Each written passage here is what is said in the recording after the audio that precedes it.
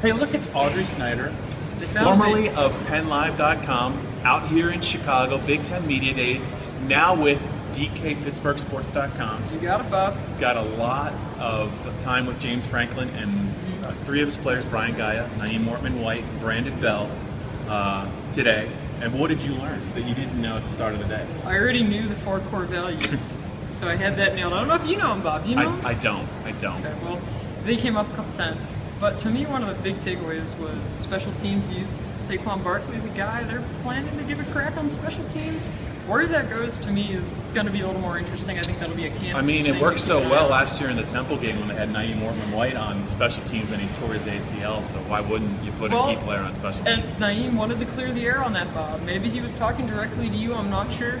But he said that he wanted to be last year on that punt coverage unit. That's when he got hurt. And he said, hey, do it again this year. I want to be out there on it. I want Brandon Bell to be out there on special teams with me. James said we don't talk about the special teams enough in improving that third phase. You got to have the horses to do it, but you got to balance it. Audrey, does it surprise you the amount of questions James Franklin now gets on off-the-field stuff, whether it's the latest Turno allegations, the sanctions?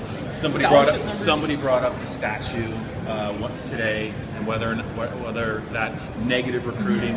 It seems like James does not enjoy that aspect of his job.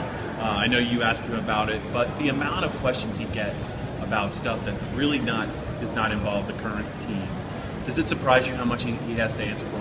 It does, because it's something to me. I mean, that's pretty much what seemed to dominate in there. Yeah. You know, it's like you were sprinkling in football questions when you could, but then somebody would come along with a sanction question, a scholarship question. And I get it, and I understand that it's valid, but at some point, I think if you win, then the conversation's different. Then you can talk about, hey, you beat X, Y, and Z, you have a signature win here or there, and then it changes the conversation. Yeah, I know you spent some time with Naeem Mortman-White, who's out here. Only played one game last year, tore the ACL. We talked about that. You had a chance to talk to him. It looks like they're going to take it easy with him in camp. I'm not sure he's going to be the middle linebacker, but he's going to be on the field. He seems to be a pretty interesting guy, a thoughtful guy. Anything jump out when you talked to Naeem today? He had this great quote about when he was hurt. He didn't want to be a guy who would sit around and sulk. He said sometimes you think of older men who sit around with a glass of scotch. When they get down, he did not want to be that guy. And to me, he doesn't care. He wanted to make this clear too.